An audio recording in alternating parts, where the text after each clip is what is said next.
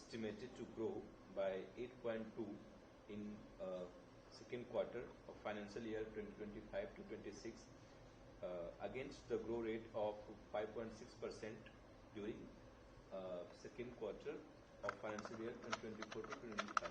So what's your take on that, sir? Well, yes, as you rightly said, these are very impressive numbers. Real GDP growth of 8.2% in Q2 has come in, and what is more striking is that these numbers have come in on top of a 7.8% growth in Q1, clearly suggesting important growth momentum. Highest growth in 6 quarters, certainly very achievable, very remarkable. This growth was driven by services, 9.2% growth, and manufacturing, which grew by 9.1%.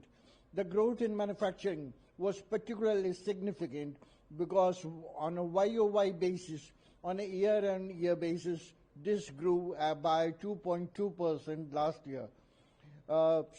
Services and manufacturing were the two important growth drivers.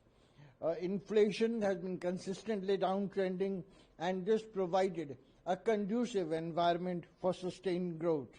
Private consumption, which accounts for 57% of GDP, rose 7.9% on a year-on-year basis. Now, taking all these things together, our take is that India's growth trajectory is not an isolated spike, but is a sustained trend reflecting underlying economic resilience and momentum. ठीक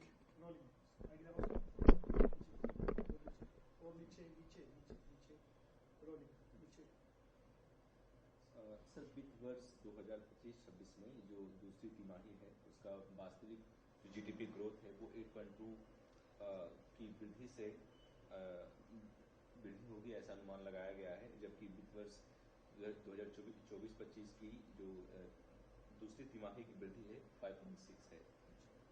आपका इस पे क्या कहना है sir, क्या इसका effect पड़ेगा? नहीं, मेरा मानना है इसका बहुत अच्छा इम्पैक्ट पड़ेगा। जैसा आपने बताया, ये बहुत अच्छे आंकड़े हैं और हमारी अपेक्षा से भी बहुत ज़्यादा अच्छे आंकड़े आए हैं। हम लोग का अनुमान था, ज़्यादातर अर्थशास्त्रियों का अनुमान था कि 7.2, 7.3 के आसपास रहेगा, लेकिन उससे भी ज़्यादा बढ़ के 8.2% की बढ़ोतरी हुई है, जो बहुत स्वागत योग्य है। ये क्रम को ये भी देखना होगा, ये सबसे ज़्यादा वृद्धि है पिछले 6 तिमाहियों में, जो एक बहुत अच्छा संकेत देता है अर्थव्यवस्था के लिए। अगर हम इसका बारीकी से विवेचना करें, विश्लेषण करें, तो हम पाएंगे सर्विसेज में 9.2% की बढ़ोतरी हुई है, मैन्युफैक्चरिंग में 9.1% की, और मैन्युफैक्चरिंग का ये जो काफ़ी तेजी से बढ़ा है, ये बहुत ही स्वागत योग्य है, इसलिए कि पिछले साल के मुताबिक पिछले साल ये 2.2% की वृद्धि हुई थी। इन्फ्लेशन, मुद्रास्फीति लगातार बहुत निचले स्तर पर रही है। अगर आप अक्टूबर 25 के आंकड़े देखेंगे, 20-25 में 0.2% के इस नीचे के स्तर पे आ गया था। तो नीचे स्तर पे रहने वाली मुद्रास्फीति ने भी एक इस वृद्धि को बढ़ावा देने का एक उचित माहौल बनाया है। प्राइवेट का फाइनल कंजम्पशन, जो कुल जीडीपी का तकरीबन 57% बढ़ता है, उसमें 7.9% की वृद्धि हुई है, जो फिर से बहुत ही स्वागत योग्य है। अंततः निष्कर्ष के रूप में ये मैं कहना चाहूँगा कि ये आंकड़े बताते हैं, जैसे इस तिमाही के आंकड़े आए, पिछले तिमाही में 7.8% की वृद्धि हुई थी, कि ये कोई एक वन ऑफ चीज़ नहीं है।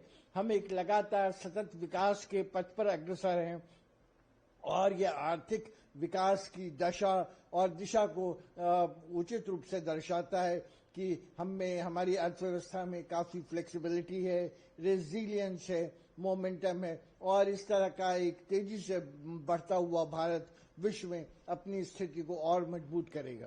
भारतीय बाजार पे लोगों को कितनी राहत इससे मिलेगी?